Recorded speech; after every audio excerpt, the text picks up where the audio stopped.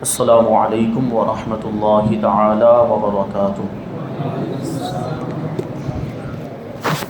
الحمد للہ رب العالمین والعاقبۃ للمتقین والصلاة والسلام علی سید الانبیاء والمرسلین وعلی آلہ واصحابہ اجمعین، اما بعد فاعوذ باللہ من الشیطان الرجیم، بسم اللہ الرحمن الرحیم۔ ولا تقولوا لمن يقتل في سبيل الله اموات بل احیاء ولكن لا تشعرون۔ صدق اللہ مولانا العظیم وصدق رسوله النبی الامین المتین الکریم، ونحن على ذلك لمن الشاهدین والشاکرین والذاکرین والحامدین والحمد للہ رب العالمین۔ آئیے ہم اور آپ اپنے دستور کے مطابق سب سے پہلے حضور سرور کائنات، فخر موجودات، باعث تخلیق کائنات، احمد مجتبی محمد مصطفیٰ صلی اللہ علیہ وسلم کی بارگاہ بے کس پناہ میں درود و سلام کا ہدیہ پیش کریں اور پڑھیں۔ اللہم صلی علی سیدنا و مولانا محمد معدن الجود والکرم وآلہ الکرام وابنہ الکریم وبارک وسلم، صلاۃ و سلام علیک یا رسول اللہ صلی اللہ تعالی علیہ وسلم۔ عزیزان ملت اسلامیہ، جیسا کہ کل کے بیان میں بتایا گیا کہ آج انشاءاللہ تبارک و تعالی واقعات شہادت، واقعہ کربلا کا سلسلہ شروع ہوگا۔ امام علی مقام، فرزند رسول، جگر گوشہ بطول، علی کے دلالے، کربلا کے غازیوں کے لشکر کے امیر، راکب دوش پیمبر حضرت امام حسین رضی اللہ تعالی عنہ 5 شعبان المعظم 4 ہجری میں مدینہ منورہ میں پیدا ہوئے۔ آپ کا نام نامی اسم گرامی حسین ہے، آپ کی کنیت ابو عبداللہ ہے، اور آپ کے لقب میں مشہور جو 2 القاب ہیں ان میں سے ایک ہے سبط رسول اور دوسرا ہے ریحانۃ الرسول۔ سبط رسول کا مطلب ہوتا ہے نبی کے نواسے، اور ریحانۃ الرسول کا مطلب ہوتا ہے نبی کریم صلی اللہ علیہ وسلم کے پھول۔ جیسے کہ کل بیان کیا گیا تھا کہ حضور پاک صلی اللہ علیہ وسلم حضرات حسنین کریمین رضی اللہ تعالی عنہما کو پھولوں کی طرح سونگا کرتے تھے۔ حضرت امیر معاویہ رضی اللہ تعالی عنہ 60 ہجری میں دمشق ملک شام میں ایک بیماری میں مبتلا ہونے کی وجہ سے آپ کی وفات ہو گئی۔ وہ کل بیان کیا گیا تھا کہ امام حسن مجتبی رضی اللہ تعالی عنہ نے حضرت امیر معاویہ کے حق میں خلافت سے دستبرداری کا اظہار فرمایا، یعنی خلافت حضرت امیر معاویہ کو سونپ دی تھی۔ اس کے بعد حضرت امیر معاویہ حکومت کرتے رہے، 60 ہجری تک حضرت امیر معاویہ رضی اللہ تعالیٰ عنہ حاکم رہے۔ اس کے بعد آپ کا انتقال ہو گیا۔ آپ نے انتقال کے قریب وصال سے پہلے ایک وصیت فرمائی کہ میرے پاس نبی کریم صلی اللہ علیہ وسلم کے 5 تبرکات ہیں۔ حضور پاک صلی اللہ علیہ وسلم کی ازار مبارک یعنی آپ کا تہبند مبارک، حضور پاک صلی اللہ علیہ وسلم کی چادر مبارک، حضور پاک صلی اللہ علیہ وسلم کا کرتا مبارک، حضور کے منہ مبارک اور حضور کے ناخن کا تراشا۔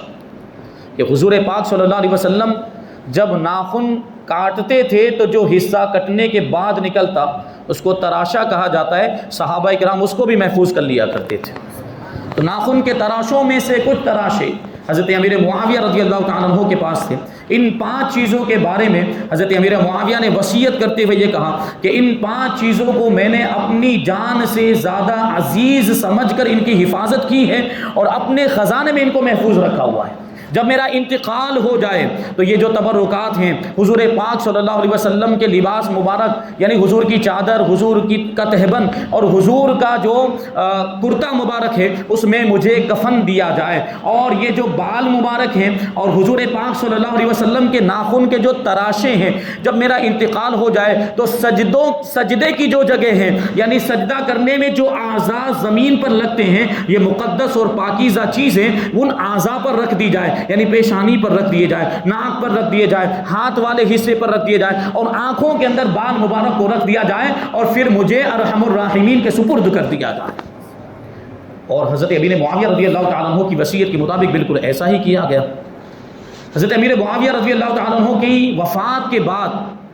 آپ کا بڑا ہی نالائق، بدبخت، فاسق و فاجر بیٹا یزید یہ تخت پر بیٹھ گیا. یہ اپنے زمانے کا فرعون تھا، بہت بڑا ظالم و جابر، اور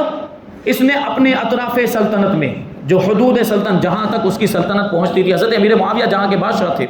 اطراف سلطنت میں ہر طرف اس نے فرمان جاری کر دیا اور قاصدوں کو بھیج دیا کہ سب اس کی بیعت کریں. سب کو حکم دے دیا کہ جتنے بھی مسلمان ہیں سب یزید کو اپنا امیر مان لیں اور اس کی بیعت کر لیں. یہ یزید کون تھا، کیسا تھا، اس کو آپ سب سے پہلے جاننے کی کوشش کریں. کتنا بدبخت انسان تھا. تاریخ اسلام کا وہ بدترین شخص ہے جس کی پیشانی پر اہل بیت نبوت کے خون ناحق کا قیامت تک نہ مٹنے والا نشان موجود رہے گا،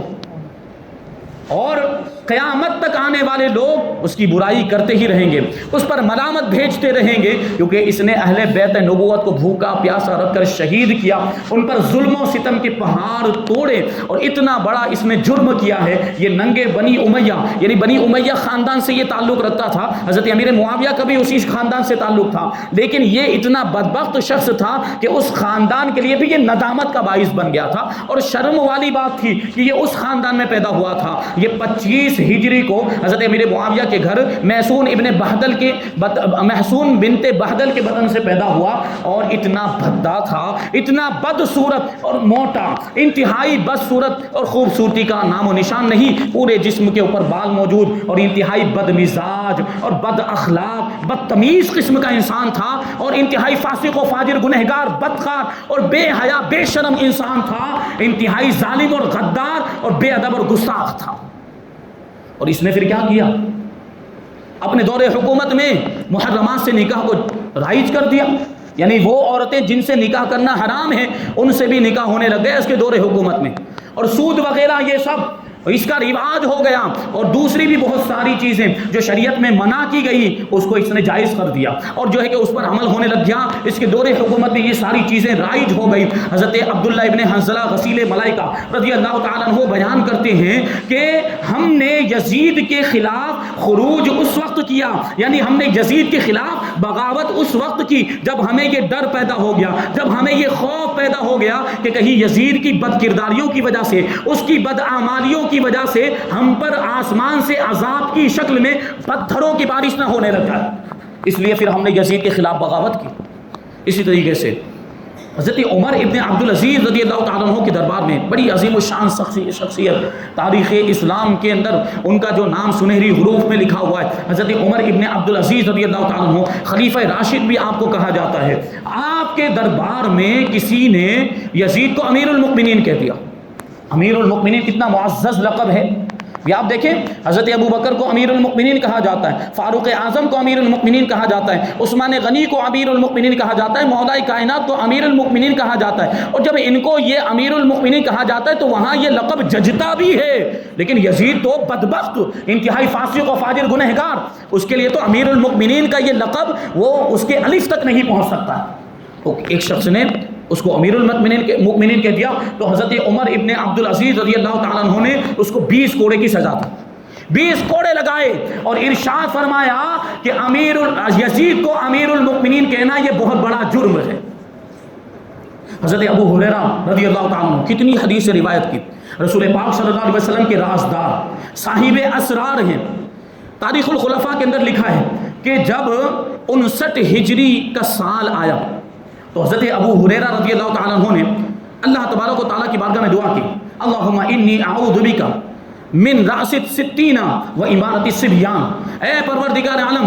میں تیری پناہ مانگتا ہوں 60 ہجری کی شروعات سے اور لڑکوں کی حکومت سے۔ حضرت ابو ہریرہ رضی اللہ تعالیٰ عنہ کا اشارہ تھا یزید کی حکومت کی طرف، کیونکہ وہ حاکم بنائے 60 ہجری میں، اور آپ کو معلوم تھا کہ 60 ہجری میں یہ یزید جو ہے یہ حاکم بننے والا ہے اور اس کی حکومت آئے گی، اور وہ بڑا فتنوں کا وقت ہوگا، بڑا فتنوں کا زمانہ ہوگا۔ اس لیے حضرت ابو ہریرہ رضی اللہ تعالیٰ عنہ نے اللہ کی بارگاہ میں دعا کی اور اس فتنے سے پناہ مانگی، اور اللہ تبارک و تعالیٰ نے آپ کی دعا کو قبول بھی فرمایا، اور حضرت ابو ہریرہ رضی اللہ تعالیٰ عنہ کا وصال 59 ہجری کے اندر ہی ہو گئے، یعنی وہ فتنہ آنے سے پہلے ہی حضرت ابو ہریرہ دنیا سے رخصت ہو گئے۔ دیکھیں یزید کا کیسا فتنہ تھا، صحابہ کرام بھی اس کے ظاہر ہونے سے پہلے اس کی پناہ مانگتے، اس سے پناہ مانگا کرتے تھے۔ اب کیا ہوا، یزید پلید نے تخت پر قابض ہونے کے بعد یہ ہر جگہ ہر طرف جو ہے کہ فرمان جاری کر دیا، تو حکم نامے بھیج دیے تھے، قاصدوں کو بھیج دیا تھا کہ سب سے میری بیعت لی جائے۔ چنانچہ اس وقت مدینہ منورہ کے اندر ولید کی طرف سے جو گورنر مقرر کیا گیا اس کا نام تھا ولید بن عقبہ،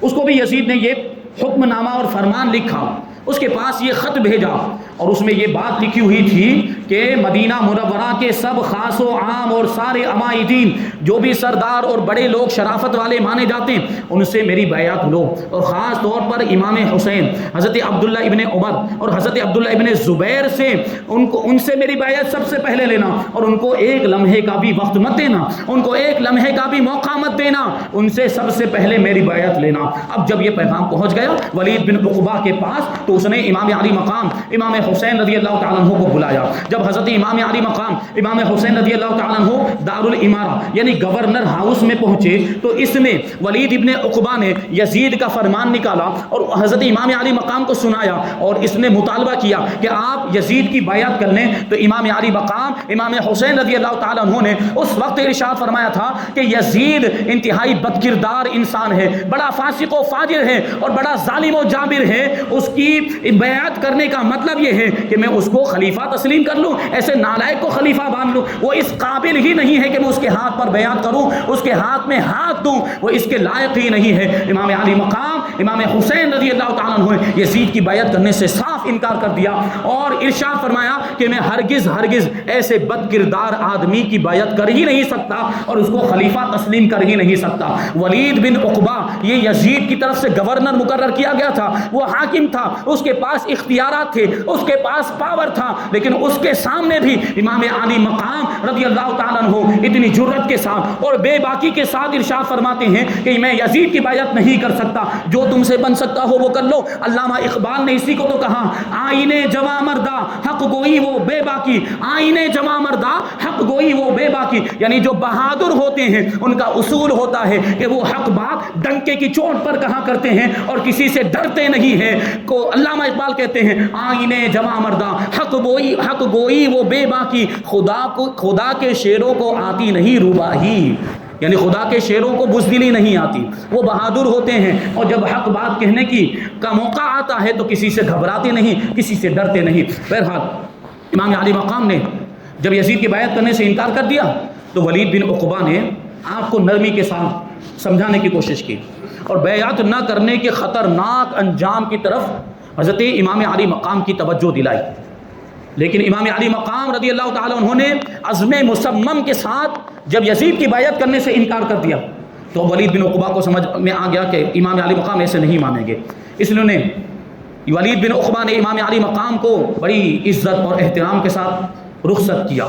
اور رخصت ہوتے وقت ولید بن عقبہ نے امام علی مقام کو یہ کہا کہ آپ جائیے، ابھی آپ اپنے مکان پر چلے جائیں اور اس بارے میں جلد بازی سے فیصلہ نہ لیں، اپنے گھر جا کر اپنے دولت خانے پر جا کر اس معاملے کے بارے میں اچھی طرح غور و فکر کر لیں اور سوچ بچار کرنے کے بعد ہی آپ کوئی فیصلہ لیں۔ یہ بڑا نازک مسئلہ ہے اور آپ نے اگر انکار کر دیا تو اس کا بڑا ہی برا انجام ہوگا، بڑا ہی خطرناک نتیجہ ہوگا، اور آپ اگر کل دوبارہ گورنر ہاؤس میں آ جائیں تو یہ آپ کی بڑی مہربانی ہوگی. ابھی تک تو احترام کے ساتھ پیش آ رہا تھا. ولید بن عقبہ امام علی مقام رضی اللہ تعالیٰ عنہ، آپ کو یہ بات بڑی اچھی طرح سے معلوم تھی کہ بیعت کا انکار کر دینا، یزید کی بیعت نہ کرنا، یہ بہت بڑا، اس کا بہت ہی خطرناک انجام ہو سکتا ہے، اور اس کی وجہ سے یزید جو ہے وہ بھڑک جائے گا اور مشتعل ہو جائے گا، اور یزید امام علی مقام امام حسین رضی اللہ تعالیٰ عنہ کا دشمن اور خون کا پیاسا ہو جائے گا. لیکن یہ فرزند رسول ہیں، یہ علی کے دلارے ہیں، یہ فاطمہ کی آنکھوں کے تارے، ان کی ذات سے کبھی یہ تصور ہی نہیں کیا جا سکتا کہ تقوی، پرہیزگاری اور دیانتداری کو ٹھکرا کر صرف اپنی جان بچانے کے لیے یزید جیسے نابکار اور جاہل و ناہنجار اور گنہگار کو خلیفہ تسلیم کر لیں. یہ امام علی مقام کی ذات سے تصور کیا ہی نہیں جا سکتا تھا، اور یہ بھی نہیں سوچا جا سکتا تھا کہ امام علی مقام اپنی جان کو تو بچا لیں، یزید کی بیعت کر کے خود تو محفوظ ہو جائیں اور دین اسلام کو تباہ و برباد ہونے دیں. کیونکہ یزید کی بیعت کرنے کا تو یہی مطلب تھا کہ دین کا نظام درہم برہم ہو جائے گا، دین مٹ جائے گا. امام علی مقام نے اسی وجہ سے اس کی بیعت نہیں کی، جبکہ اس بات میں بھی کوئی شک نہیں تھا کہ اگر امام علی مقام امام حسین رضی اللہ تعالیٰ عنہ یزید کی بیعت کر لیتے تو یزید اس چیز کو اپنے لیے امام علی مقام کا بہت بڑا احسان سمجھ کر امام علی مقام کی قدر و منزلت کرتا، آپ کی عزت کرتا، اور فرط عقیدت میں اور اس کو احسان سمجھتے ہوئے آپ کے قدم دھو دھو کر پیتا، اور اپنا جو بنو امیہ کے جو خزانے تھے ان کی چابیاں امام علی مقام کی جوتیوں میں لا کر رکھ دیتا، اور امام علی مقام کو حکومتیں سونپ دیتا، صوبوں کا حاکم بنا دیتا، اور آپ کے لیے دولت اور مال بھی آپ کے قدموں میں پیش کر دیتا. لیکن امام علی مقام کو ان ساری چیزوں کی لالچ نہیں تھی. یہ اللہ والے ہوتے ہیں، ان کو تو فکر تھی تو دین اسلام کی فکر تھی، شریعت مصطفیٰ کی فکر تھی. امام علی مقام رضی اللہ تعالیٰ عنہ کی حق بھی نگاہیں دیکھ رہی تھی، اور یہ حقیقت ان کے سامنے، حق پرست نگاہوں کے سامنے سورج سے بھی زیادہ چمکدار ہو کر یہ چمک رہی تھی، روشن ہو گئی تھی کہ اگر میں یزید کی بیعت کر لیتا ہوں تو دین اسلام ختم ہو جائے گا، اور ملت اسلام اور احکام اسلام کی دھجیاں اڑا دی جائے گی، اسلام مٹ جائے گا، اسلام کا ماننے والا کوئی نہیں بچے گا، گناہوں کا دور دورہ ہو جائے گا، بے حیائی عام ہو جائے گی. امام علی مقام یہ ساری چیزیں دیکھ رہے تھے، اور پھر یہ بات بھی تو تھی کہ اگر امام علی مقام رضی اللہ تعالیٰ عنہ یزید کی بیعت کر لیتے تو یہ سند ہو جاتی، یہ دلیل ہو جاتی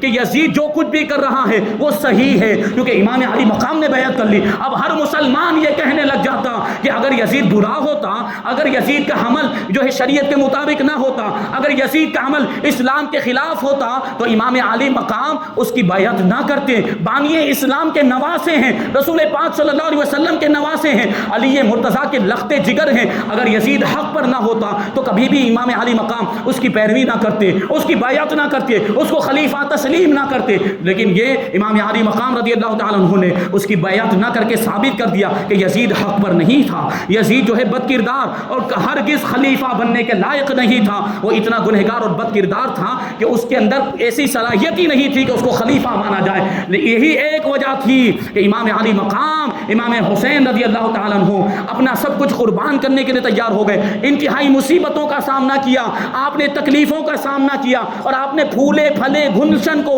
اپنے خاندان کو، نو نہالوں کو اپنے سامنے شہید ہوتے ہوئے دیکھا، اور آخر میں اپنے خود اپنا بھی خون کا آخری قطرہ اور زندگی کی آخری سانس بھی اللہ کی راہ میں قربان کر کے اسلام کی ڈگمگاتی اور ڈوبتی ہوئی کشتی کو گمراہیوں سے بچا کر ساحل نجات تک پہنچا دیا، اور قیامت تک کے لیے اسلام کے پرچم کو سر بلند فرما دیا.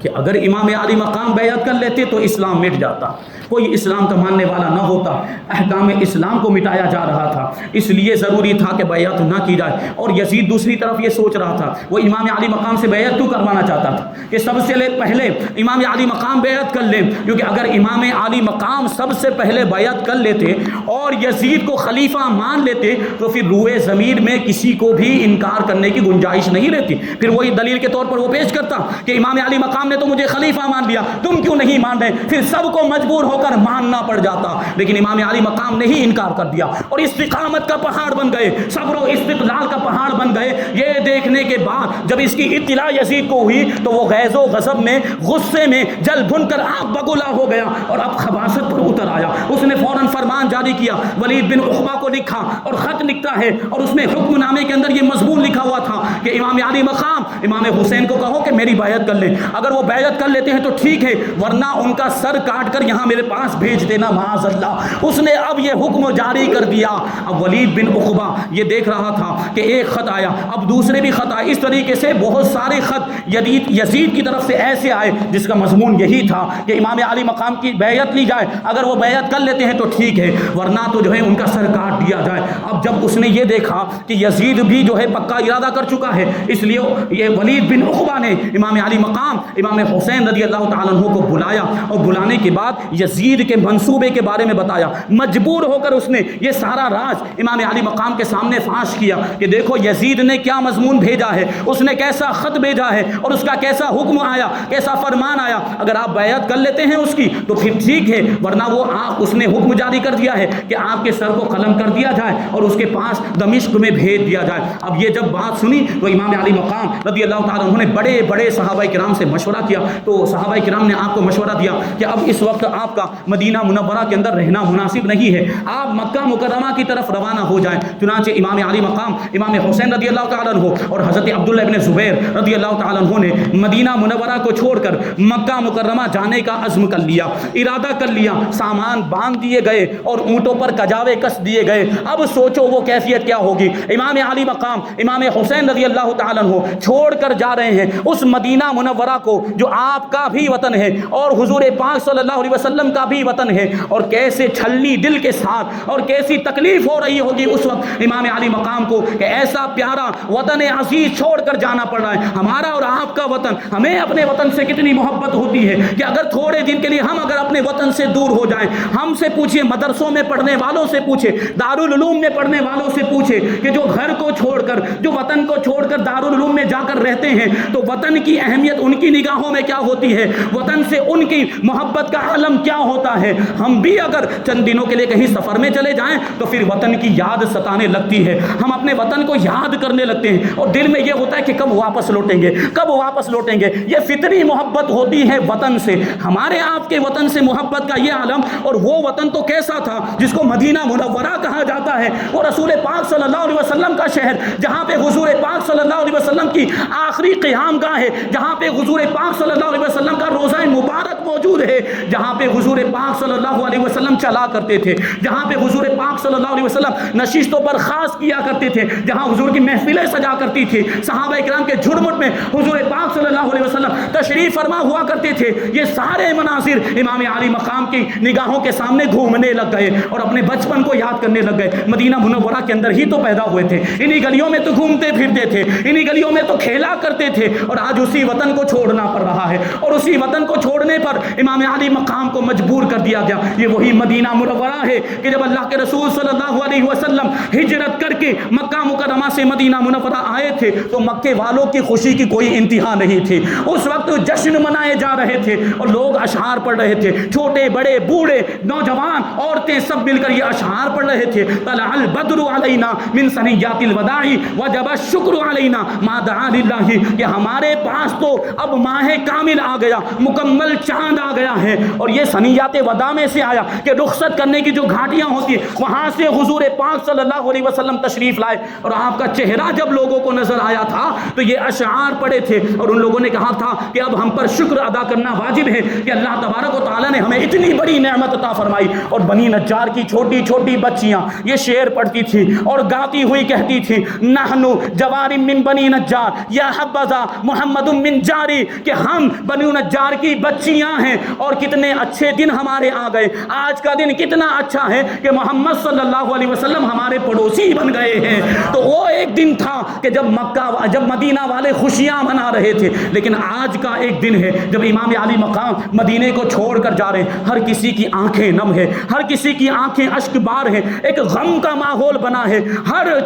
جو ہے کہ گھر کے اندر سناٹا چھایا ہوا ہے، کیونکہ امام علی مقام مدینہ منورہ کو چھوڑ کر جا رہے تھے، سب افسوس کر رہے ہیں، سب غم کا اظہار کر رہے ہیں، لیکن مجبوری تھی امام علی مقام رضی اللہ تعالیٰ عنہ کو چھوڑ کر جانا پڑا۔ وہ جو ایک شعر کہا جاتا ہے کہ لاکھ تدبیر کرے بندہ تو کیا ہوتا ہے، وہی ہوتا ہے جو منظور خدا ہوتا ہے، یہ لکھ دیا گیا تھا۔ اس لیے امام علی مقام رضی اللہ تعالیٰ عنہ روانہ ہوئے، حضرت عبداللہ ابن زبیر رضی اللہ تعالیٰ عنہ بھی ساتھ میں ہے، اپنے اہل و عیال کے ساتھ اور اپنے خادموں کے ساتھ یہ مقدس اور نورانی قافلہ مدینہ منورہ سے روانہ ہوا. اب سواری چلتی جا رہی ہے, راستے میں جو بھی ملتا ہے وہ امام علی مقام سے پوچھتا ہے کہ یہ مدینہ چھوڑ کر کہاں جا رہے ہیں, مدینہ منورہ چھوڑ کر کہاں جانے کی تیاری ہے, مدینہ منورہ چھوڑ کر کیوں جا رہے ہیں. یہ سنتے تھے تو امام علی مقام رضی اللہ تعالیٰ عنہ کی آنکھوں سے بے ساختہ آنسو جاری ہو جاتے, اور جب اپنے دل کی کیفیت بیان کرتے, جب بے قرار دل کی حالت بیان کرتے اور مدینہ چھوڑنے کی وجہ بیان کرتے تو سامنے والا بھی رونے لگ جایا کرتا تھا. امام علی مقام اپنے وطن عزیز کو, مدینہ منورہ کو چھوڑ کر جا رہے ہیں. مدینہ منورہ اس کی شان کیا ہے؟ شاعر کیا کہتا ہے؟ وہ مدینہ جو کونین کا تاج ہے, وہ مدینہ جو کونین کا تاج ہے, جس کا دیدار مومن کی معراج ہے, کیونکہ وہاں حضور کا روزہ مبارک موجود ہے. اور اعلیٰ حضرت رضی اللہ تعالیٰ عنہ نے لکھا ہے کہ زمین کا وہ ٹکڑا جس ٹکڑے کے ساتھ ہمارے آقا حضور رحمت عالم صلی اللہ علیہ وسلم کا جسم مبارک لگا ہوا ہے, وہ پوری کائنات سے افضل ہے. مدینہ منورہ کی کیا فضیلت ہوگی؟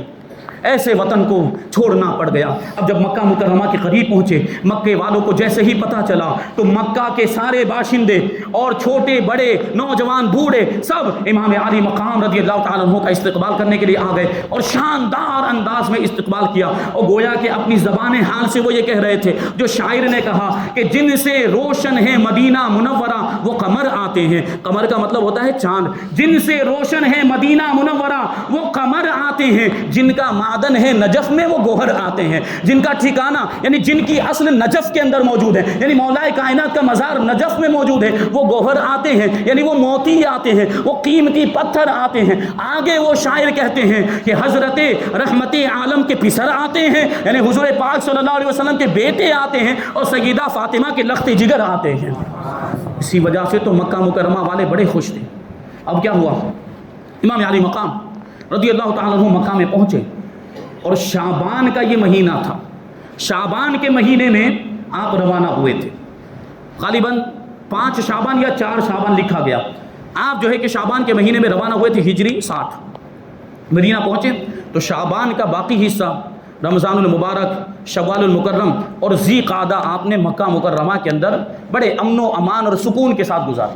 اور مکہ والے بھی بڑے خوش تھے کہ حضرت امام علی مقام ہمارے پاس آ گئے اور ہم ان کے فیوز و برکات سے مالا مال ہو رہے ہیں. وہ پھولے نہیں سماتے تھے. اس وقت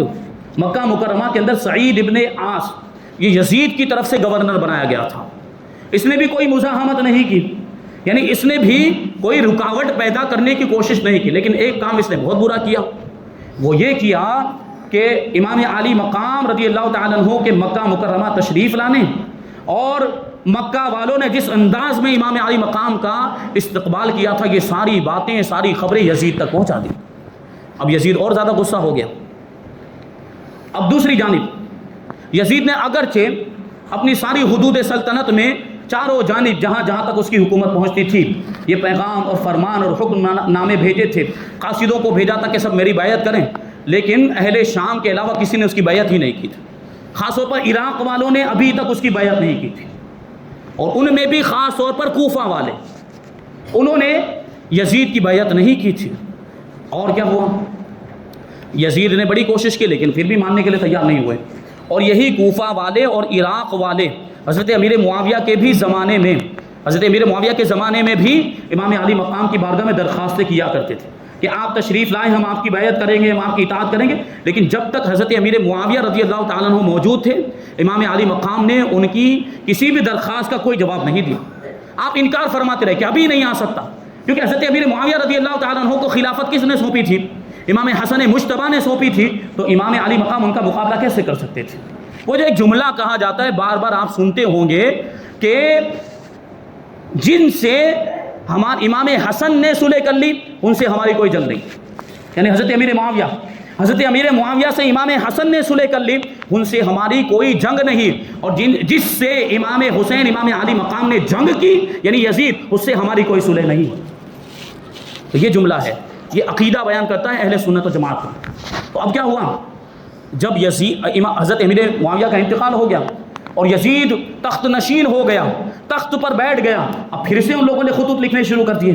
پھر سے کوفہ والے اور عراق والے یہ اپنی جو ہے کہ درخواست سے امام علی مقام کی بارگاہ میں پیش کرنے لگے کہ آپ تشریف لائیں، ہم آپ کی اطاعت کریں گے، ہم آپ کی بیعت کریں گے، ہم آپ کے دیدار کے مشتاق ہیں، ہم آپ کی زیارت کے تمنائی ہیں، آپ ضرور تشریف لائیں۔ اور ہوا یہ کہ عراق کی بڑی بڑی جماعت، تمام جماعتوں کے سربراہ اور سرداروں نے خطوط لکھنا شروع کیا، تقریباً 150 خطوط امام علی مقام رضی اللہ تعالیٰ عنہ کی بارگاہ میں انہوں نے لکھ کر بھیجے، اور وہ التجا نامے اور وہ درخواستیں، ان میں یہ مضمون تھا، انہوں نے لکھا تھا کہ ہم محبان علی ہیں، ہم علی سے محبت کرنے والے ہیں، آپ کے والد بزرگوار شیر خدا اور دلدل سوار مولا علی کے ہم جانثار اور ان کے وفادار ہیں۔ اور معاملہ یہ ہو گیا کہ یزید جیسے ظالم کے ظلم میں گرفتار ہو گئے ہیں، اور یزید کی گمراہیوں سے اور اس کی غیر شرعی حکومت سے ہم بیزار ہیں، اس لیے آپ تشریف لائیں، ہم آپ کی بیعت کرنے کا وعدہ کرتے ہیں، ہم آپ کی اطاعت کرنے کا وعدہ کرتے ہیں، آپ یہاں پر تشریف لائیں تو ہم اپنی جانثاری کا ثبوت دیں گے، ہم اپنی وفاداری کا ثبوت دیں گے، ہم جان و مال کے ساتھ آپ کے جو ہے کہ تابع ہو جائیں گے، آپ کی اطاعت کریں گے، آپ جو ہے کہ اللہ کے بندوں کو اس ظالم کے ظلم و ستم سے بچا لیں اور اس کے ظلم و ستم سے ہمیں نجات دلائیں، کیونکہ آپ علی کے شہزادے ہیں، رسول پاک صلی اللہ علیہ وسلم کے نواسے ہیں، فاطمہ کے لخت جگر ہیں، آپ کا منصب بہت ہی اونچا ہے، آپ کا مرتبہ بہت ہی بلند و بالا ہے، آپ کے منصب کی یہ ذمہ داری ہے کہ آپ لوگوں کی دستگیری کریں، ان کی رہنمائی کریں اور ان کی ہدایت کا فریضہ انجام دیں۔ اب اس طرح کے بہت سارے خطوط امام علی مقام رضی اللہ تعالیٰ عنہ کی بارگاہ میں آتے رہے، اور تسلسل کے ساتھ اتنے خطوط آئے کہ امام علی مقام سوچنے پر مجبور ہو گئے، امام علی مقام کی توجہ اس طرف ہو گئی، غور و فکر کیا، ایک شرعی مسئلہ آپ کے ذہن میں آیا، اور وہ شرعی مسئلہ یہ تھا کہ جب کسی قوم کے لوگ کسی ظالم بادشاہ سے بیزار ہو جائیں اور اس کے ظلم و ستم سے بچنا چاہیں اور کسی ایسے شخص کی بارگاہ میں درخواست پیش کریں جو خلافت کا حقدار ہو، جو حاکم بننے کی ساری صلاحیت رکھتا ہو، اور اس کے باوجود بھی جو خلافت کا حقدار ہے وہ ان کی درخواست کو نہ مانے، ان کی درخواست کو ٹھکرا دے، تو اس کا مطلب سیدھا یہی ہوتا ہے کہ وہ جو خلافت کا حقدار ہے وہ لوگوں کو اس ظالم و جابر کے حوالے کر دینا چاہتا ہے اور ان کو ظلم و ستم کا نشانہ بنانا چاہتا ہے۔ اس لیے شرعی مسئلہ یہ ہے کہ جب کوئی قوم کسی ظالم و جابر بادشاہ سے پریشان اور بیزار ہو کر کسی ایسے شخص کی بارگاہ میں درخواست پیش کرے جو حاکم بننے کا مستحق ہو، جو خلیفہ بننے کے لائق ہو، تو اس کے اوپر لازم اور ضروری ہو جاتا ہے کہ ان درخواستوں کا وہ جواب دے اور ان کی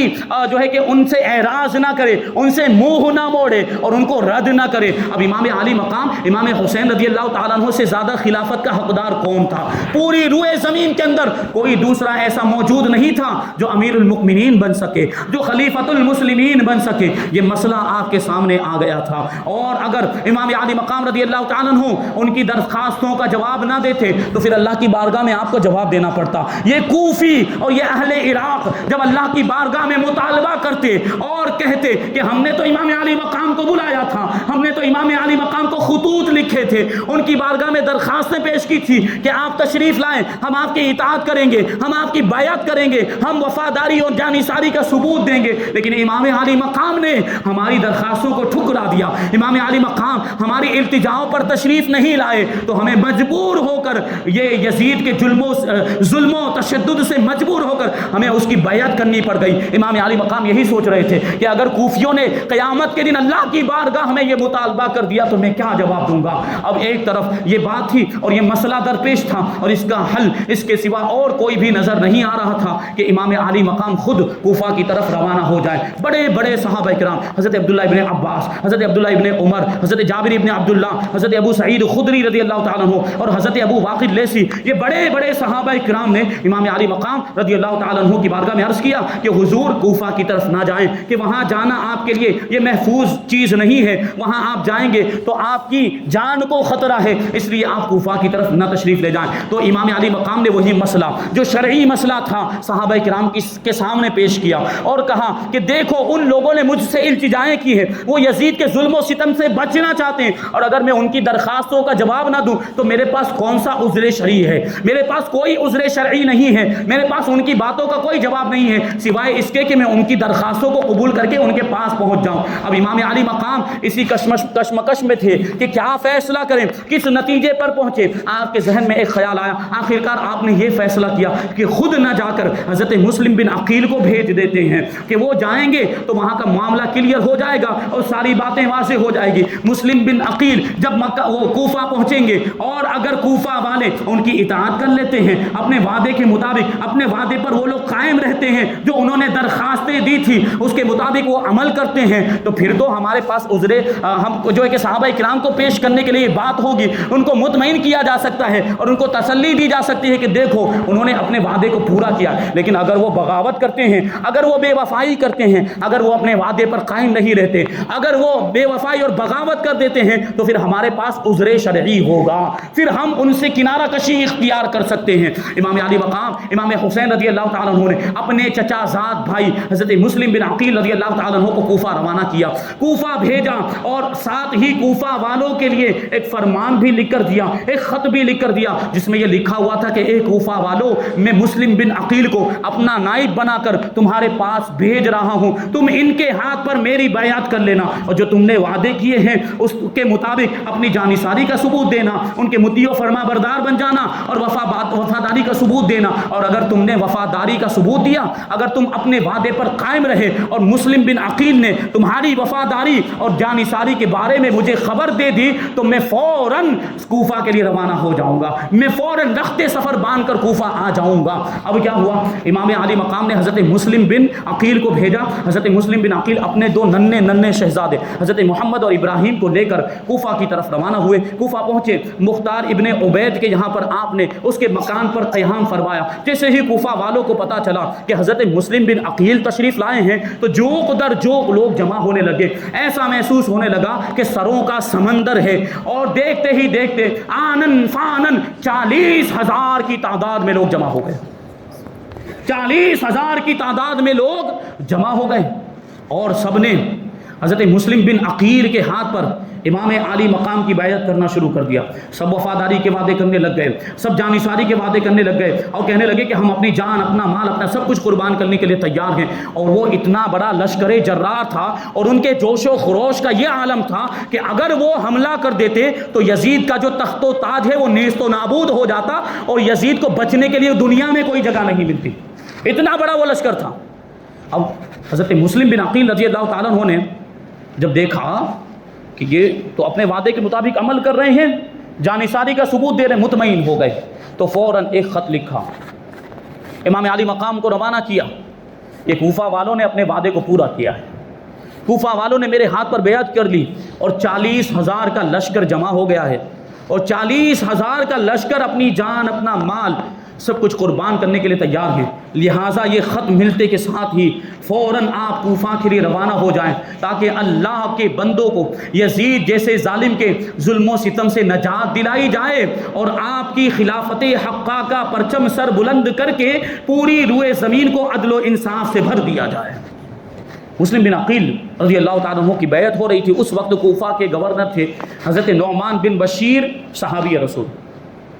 یہ اگرچہ یزید کی طرف سے گورنر بنائے گئے تھے لیکن اہل بیت کے محب تھے، اہل بیت سے محبت کرنے والے تھے، اس لیے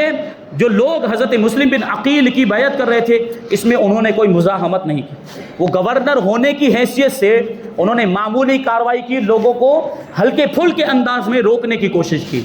لیکن کوئی بہت بڑی دخل اندازی آپ نے نہیں کی حضرت نعمان بن بشیر رضی اللہ تعالیٰ عنہ نے، اور اس طریقے سے خاموش بیٹھ گئے کہ یزید کو ان واقعات کی خبر بھی نہیں پہنچی۔ لیکن یزید نے تو اپنے جاسوس چھوڑے ہوئے تھے، کوفہ کے اندر یزید کے 2 جاسوس تھے، مسلم بن یزید حضرمی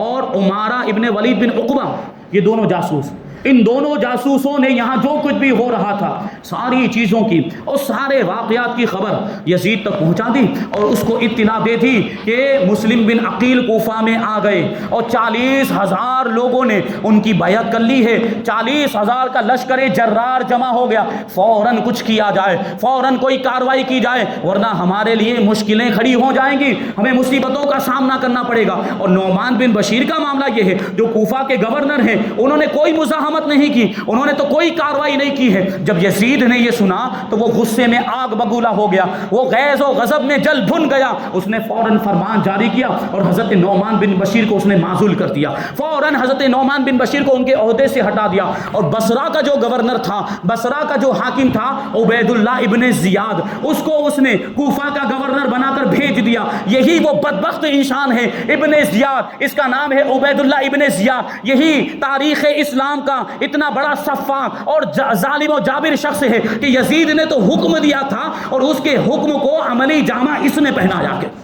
اہل بیت اطہار کے 9 نہالوں کو اس نے شہید کیا ہے, اور اسی نے ظلم و ستم کے پہاڑ توڑے ہیں. یہ یزید, یہ ابن زیاد, عبید اللہ ابن زیاد, اس کو جب حکم ملا بڑا ہی ظالم بڑا مکار تھا, بڑا دھوکے باز, اور اس کی چال بازیوں کو آپ دیکھیں ابھی آگے ملاحظہ کریں گے کہ بصرہ کا گورنر تھا, اس کو کوفہ کا گورنر بنا دیا یزید نے. تو قادسیہ میں اس وقت موجود تھا, اپنی فوج کو وہیں پر چھوڑ کر حجازی لباس پہن کر بھیس بدل کر یہ کوفہ کے اندر رات کی تاریکی میں داخل ہوا, بڑی چالاکی کے دبے پاؤں داخل ہوا کہ کسی کو پتہ نہ چل پائے, اور یہ گورنر ہاؤس میں پہنچ گیا, دارالامارت میں پہنچ گیا. اب جو یزید کے جو گرگ تھے اور اس کے جو چاٹوکار تھے, اس کے جو چیلے, ان کو بلایا اور رات بھر صبح تک ان سے مشورے کرتے رہا, اور ان سے جو ہے کہ سارے حالات معلوم کرتا رہا کہ کوفہ کے کیا حالات ہیں. اور جب صبح ہوئی تو اس نے کوفہ کے بڑے بڑے سرداروں کو, عمائدین کو, وہ شرافت والے جو دنیا داری کے اعتبار سے بڑے مانے جاتے تھے, ایسے سارے لوگوں کو بلایا. قلعے کے اندر بلانے کے بعد بڑی چالاکی کے ساتھ اندر جب وہ آ گئے تو اس نے پھاٹک بند کر دیا, اور سارے سرداروں کو اور کوفہ کے سارے عمائدین کو اس نے گویا کہ وہ اس میں قلعے کے اندر قید کر دیا. اب ان کو دھمکیاں دینے لگ گیا, اب ان کو ڈرانے لگ گیا. اور دوسری جانب اس نے یہ کیا کہ محمد بن اشعث کو فوجی دستہ دے کر حضرت مسلم بن عقیل کی گرفتاری کے لیے بھیجا. حضرت مسلم بن عقیل اس وقت ہانی بن عروہ کے مکان میں موجود تھے. یہ محمد بن اشعث یہ فوجی دستہ لے کر وہاں پر پہنچا. حضرت مسلم بن عقیل کو تو وہاں پر اس نے نہیں پایا, ہانی بن عروہ کو قید کر کے اس نے گرفتار کر لیا اور وہاں پر قلعے کے اندر پہنچا دیا. پھر حضرت ہانی بن عروہ جو محب اہل بیت تھے, اہل بیت سے محبت کرنے والے تھے, ان کو وہاں پر جیل میں ڈال دیا گیا, وہ جیل میں قید ہو گئے. اب دوسری جانب یہ حضرت مسلم بن عقیل رضی اللہ تعالیٰ عنہ روپوش ہو گئے تھے. دوسری جانب جب دیکھا کہ آپ کے معتقد, آپ کے محب, ان کو گرفتار کر لیا گیا, ہانی بن عروہ کو گرفتار کر لیا گیا, تو حضرت مسلم بن عقیل نے پھر اپنے چاہنے والوں کو پکارا. وہ لوگ جنہوں نے بیعتیں کی تھی, وہ لوگ جنہوں نے جان مال قربان کرنے کے وعدے کیے تھے, حضرت مسلم بن عقیل نے سب کو آواز دی اور آنن فانن میں 40,000 کا لشکر جمع ہو گیا. ابھی آپ ایک حکم دیتے تو فوراً قلعہ فتح ہو جاتا اور ابن زیاد زنجیروں میں بیڑیوں میں جکڑا ہوا حاضر کیا جاتا, اور پھر وہی لشکر اگر حکم ہوتا تو آگے بڑھ کر وہ ملک شام پر بھی حملہ کر دیتا, یزیدی لشکر پر بھی حملہ کر دیتا, اور اس کے تخت و تاج کو بھی اپنے قدموں کا فٹ بال بنا کر اس کو نیست و نابود کر دیتا. لیکن یہ جو اہل بیت کے گھرانے سے تعلق رکھنے والے بنو ہاشم, ہاشمی یہ خون ان کے رگوں میں روا دوا تھا, اسی وجہ سے حضرت مسلم بن عقیل رضی اللہ تعالیٰ عنہ نے حملہ کرنے کا حکم نہیں دیا, بلکہ آپ انتظار کرتے رہے. آپ ایک رحم دل اور عدل و انصاف کرنے والے بادشاہ کی طرح مصالحت کا انتظار کرنے لگے کہ صلح کی کوئی صورت نکل جائے. آپ رکے ہوئے تھے, آپ ٹھہرے ہوئے تھے, لیکن ابن زیاد مکار نے اس موقع کا اور اس وقفے کا بہت ہی غلط فائدہ اٹھایا. اب اس نے کیا کیا, جو عمائدین کو اور جو سرداروں کو اس نے قید کر کے رکھا ہوا تھا ان کو بلایا, اور بلانے کے بعد دھمکیاں دینے لگا اور کہنے لگا کہ تم قلعے کی فصیل پر جاؤ, اور قلعے کی فصیل جو دیوار ہوتی, قلعے کی دیوار جہاں سے باہر کا نظارہ نظر آتا ہے, تو اس نے دھمکیاں دے کر سرداروں سے اور عمائدین کوفہ سے کہا کہ تم یہ قلعے کی فصیل پر جاؤ اور اپنے عزیزوں کو, اپنے رشتہ داروں کو پکارو اور اپنے زیر اثر لوگوں کو پکارو, اور ان کو حضرت مسلم بن عقیل کی جماعت سے علیحدہ کر دو, ان کو الگ کر دو کہ وہ ان سے ہٹ جائیں اور وہ وہاں سے منتشر ہو جائیں, وہ مسلم بن عقیل کا ساتھ چھوڑ دیں. اور اگر تم نے ایسا نہیں کیا تو میں یہاں قلعے کے اندر بڑی بے دردی کے ساتھ انتہائی ظالمانہ انداز میں تمہیں ذبح کر ڈالوں گا, اور پھر یزیدی لشکر, شامی لشکر آئے گا, تمہارے بچوں کو بھی قتل کر دے گا اور تمہاری بستیوں کو ویران کر دے گا. اب اتنی سی دھمکی ملی تھی, وہ سارے سردار ڈر گئے, وہ سارے جو عمائدین تھے وہ گھبرا گئے, ان کی حالت پتلی ہو گئی اور کانپتے ہوئے لرزہ برنداں ہو گئے, اور پھر وہ قلعے کی فصیل پر چڑھے. قلعے کی فصیل پر چڑھنے کے بعد انہوں نے اپنے رشتہ داروں کو پکارا پکارا، اپنے عزیزوں کو پکارا اور اپنے ماتحتوں کو پکارا، اپنے حاشیہ نشینوں کو پکارا اور پکار کر کہنے لگے خدا کے لیے ہم پر رحم کرو۔ دیکھو ابن زیاد نے ہم کو قید کر لیا ہے، ابن زیاد نے ہم کو بندی بنا لیا ہے، اگر تم قلعہ کو فتح کر بھی لیتے ہو تمہارے یہاں تک پہنچنے سے پہلے ابن زیاد ہمارے ٹکڑے ٹکڑے کر دے گا، اس لیے اپنے انجام کی فکر کرو۔ اس کے بعد بھی یزیدی لشکر خاموش نہیں بیٹھے گا اور اس جو یزیدی لشکر شامی لشکر آئے گا اور تمہارے بچوں کو مار دے گا، موت کے گھاٹ اتار دے گا۔ تم اپنے حال پر نظر کرو، تم اپنے انجام کے بارے میں سوچو اور حضرت مسلم بن عقیل کا ساتھ چھوڑ دو، اپنے گھروں کو واپس ہو جاؤ۔ اب اتنی سی بات سننی تھی، اتنی سی تقریر سننی تھی کہ سب بزدل ہو گئے۔ ابھی تک تو بڑے دعوے کر رہے تھے کہ جان بھی قربان کر دیں گے، مال بھی قربان کر دیں گے، لیکن ان کی بزدلی کا عالم دیکھیں کہ یہ تھوڑی سی دھمکیاں کیا ملی کہ وہ بزدل ہو گئے اور مسلم بن عقیل کی جماعت سے منتشر ہونا شروع کر دیا۔ اب جو ہے کہ ایک ایک آدمی چھٹ چھٹ کے نکلنے لگ گیا اور حضرت مسلم بن عقیل کا ساتھ چھوڑ کر سب جانے لگ گئے، یہاں تک کہ جب مغرب کا وقت آیا، مغرب کی نماز پڑھنے کے لیے حضرت امام مسلم بن عقیل رضی اللہ تعالیٰ عنہ کھڑے ہوئے، اس وقت صرف آپ کے ساتھ 500 لوگ موجود تھے۔ ابھی تک تھوڑی دیر پہلے 40,000 کا لشکر تھا، لیکن مغرب کی نماز کا جب وقت آیا تو صرف 500 لوگ باقی رہ گئے تھے۔ اور اس میں بھی کیفیت کیا، جب حضرت امام مسلم بن عقیل نے مغرب کی نماز پڑھائی اور جیسے ہی سلام پھیرا، جیسے ہی نماز سے فارغ ہوئے تو پیچھے ایک بھی شخص موجود نہیں تھا۔ یہ غداری اور بے وفائی دیکھیں کوفہ والوں کی۔ کیا ہوا؟ اب حضرت مسلم بن عقیل اکیلے، صرف آپ کے 2 شہزادے حضرت محمد اور حضرت ابراہیم، کوفہ کی مسجد ہے اور غربت مسافرت کا عالم ہے، سفر میں ہیں اکیلے، آپ کا کوئی مونس و غمخوار نہیں ہے، کوئی پوچھنے والا نہیں، کدھر جائیں، کہاں جائیں، کس سے بات کریں، اور چھوٹے چھوٹے بچوں کا خیال آ رہا کہ ان کو کہاں پہ رکائیں، ان کو کہاں پہ ٹھہرائیں، ان کے کھانے کا انتظام کیسا۔ بڑی بے بسی کا عالم تھا، بڑی بے کسی کا عالم تھا۔ سوچے تو صحیح، کوفہ جیسا اتنا بڑا شہر اور اس شہر کے اندر ہاشمی گھرانے کا یہ معزز مہمان بے یارو مددگار ادھر ادھر گھوم رہا ہے اور کوئی ان کے لیے اپنے گھر کا دروازہ کھولنے کے لیے بھی تیار نہیں۔ یہ کیسی غداری، یہ کیسا دھوکہ اور فریب، یہ کیسی بے وفائی۔ حضرت مسلم بن عقیل رضی اللہ تعالیٰ عنہ اس بے بسی بے کسی کے عالم میں، آپ کو کوئی مددگار نہیں، کوئی مونس و غمخوار نہیں تھا۔ اس وقت آپ کو بار بار امام علی مقام کی یاد آ رہی تھی، آپ کو امام علی مقام امام حسین کی یاد آ رہی، اور جب بھی امام علی مقام کی یاد آتی تھی تو سینے میں دل پاش پاش ہو جاتا تھا، جگر جو ہے وہ چھلنی ہو جاتا تھا کہ میں نے تو امام علی مقام کو خط لکھ دیا، میں نے تو خط کے اندر یہاں کے حالات بیان کیے تھے کہ بڑے وفادار ہیں اور جانثاری کا ثبوت دے رہے ہیں اور اطاعت کرنے کے لیے تیار، جان مال قربان کرنے کے لیے تیار، اور ان کا حال یہ ہے کہ پانی اور ایک دانہ دینے کی تو بات دور کی ہے، کوئی جو ہے کہ بات کرنے کے لیے تیار نہیں ہے۔ لوگوں نے اپنے دروازے بند کر لیے ہیں۔ امام علی مقام امام حسین رضی اللہ تعالیٰ عنہ تو میرا خط دیکھیں گے تو فوراً کوفہ کے لیے روانہ ہو جائیں گے۔ اب مجھے یہ فکر ستا رہی ہے کہ امام علی مقام جب یہاں پر آئیں گے تو یہ بدبخت لوگ، یہ بے وفا قسم کے لوگ، یہ ظالم لوگ ہمارے امام کے ساتھ کیسا برتاؤ کریں گے، امام علی مقام کو کیسی مصیبتوں کا سامنا کرنا پڑے گا۔ یہ سوچ سوچ کر آپ کا سینہ پھٹا جا رہا تھا اور دل پاش پاش ہوا جا رہا تھا، بڑی تکلیف ہو رہی تھی۔ امام مسلم اسی کیفیت میں تھے کہ آپ کو پیاس لگی اور آپ کے 2 شہزادوں کو بھی پیاس لگی، پانی ڈھونڈنے کے نکلے تو سامنے ایک مکان نظر آیا، اس کا دروازہ کھلا ہوا تھا، اس میں ایک بوڑھی عورت موجود تھی جس کا نام تھا توام۔ اس نے امام مسلم کو دیکھا تو وہ پہچان لیا، آپ سے محبت کرنے والی تھی، اہل بیت سے محبت کرنے والی تھی، فوراً اس نے پانی پیش کیا۔ امام مسلم بن عقیل نے پانی نوش کیا، اپنے بچوں کو بھی پانی پلایا، اور اس نے وہ جو بوڑھیا تھی اس نے امام مسلم بن عقیل کو اور آپ کے دونوں شہزادوں کو اپنے مکان میں جگہ دی، اس نے وہاں پر ٹھہرایا۔ اب ادھر دوسری جانب ابن زیاد نے کوفہ کے کوتوال عمر بن حریث اور محمد بن اشعث کو ایک فوجی دستہ دے کر روانہ کیا کہ جاؤ مسلم بن عقیل کو گرفتار کر کے لاؤ، ان کو قید کر کے لاؤ۔ اب یہ عمر بن حریث اور محمد بن اشعث یہ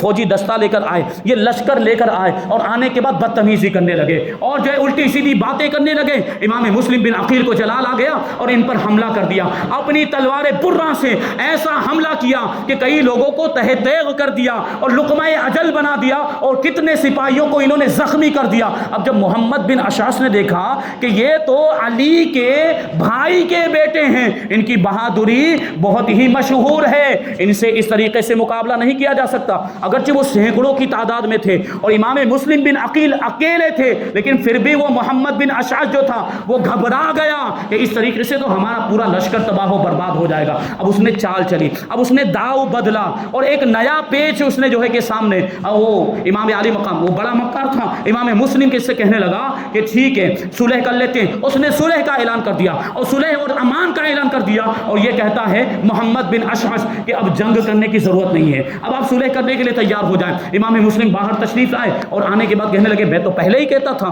کہ صلح کر لی جائے، بات کر لی جائے، میں ابھی تو اس وقت تو جنگ کرنے کی حالت میں نہیں، جب میرے پاس 40,000 کا لشکر تھا اس وقت میں نے جنگ نہیں کی، تو اب کیا کروں گا، میں تو پہلے ہی کہہ رہا تھا کہ صلح کر لی جائے۔ تو اب امام مسلم بن عقیل کہنے لگے کہ ٹھیک ہے، میں بخوشی ابن زیاد کے دربار میں پہنچ کر خود سامنے روبرو اس سے معاملات طے کروں گا تاکہ اتمام حجت ہو جائے۔ اب یہ لوگ بڑے مکار، محمد بن اشعث یہ بڑے اعزاز کے ساتھ، بڑے ادب و احترام کے ساتھ حضرت مسلم بن عقیل اور آپ کے دونوں شہزادوں کو لے کر یہاں سے روانہ ہوا، یہ لشکر، یہ فوجی دستہ یہاں سے روانہ ہوا، اور ادھر دوسری جانب